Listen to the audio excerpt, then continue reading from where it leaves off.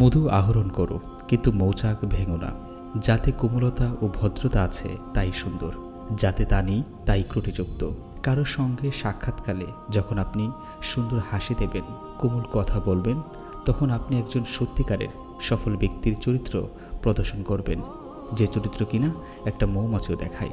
যখন কোনো মৌমাছি ব্যবহারিক উদ্দেশ্যে অর্থাৎ প্রয়োজনে কোনো ফুলে বসে, তখন সে এটাকে নষ্ট করে না, কারণ আল্লাহ তাআলা কোমলতার বদৌলতে যা দান করেন, কঠোরতার বিনিময়ে তা দান করেন না। কিছু লোক আছেন যাদের ব্যক্তিত্ব চুম্বকের মতো, আশেপাশের লোকদেরকে আকর্ষণ করে, শুধু এ কারণে যে তারা তাদের কোমল ও ভদ্র বাক্য আলাপ, ভালো ব্যবহার এবং মহকাজের জন্য ওই লোকদের ভালোবাসার পাত্র হন। অন্যের মন জয় করে নেওয়ার কৌশল মহান ও ধার্মিক ব্যক্তিরা জানেন।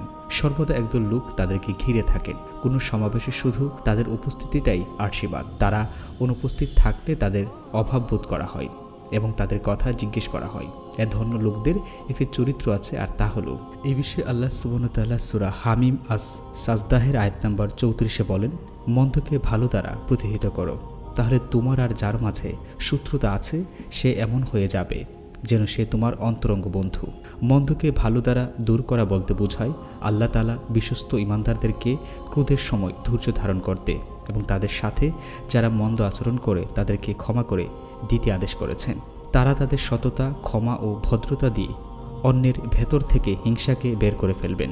তাদের সাথে যে মন্দ আচরণ করা হয়েছে তারা তা ভুলে যান, আর যে দয়া তারা পেয়েছেন শুধু তাই মনে রাখেন। তাদেরকে কটু ও রুক্ষ কথা বলা হয়ে থাকতে পারে, কিন্তু তারা তা শুনেন না, বরং পিছনে না ফিরে অনবরত সামনে চলতে থাকেন।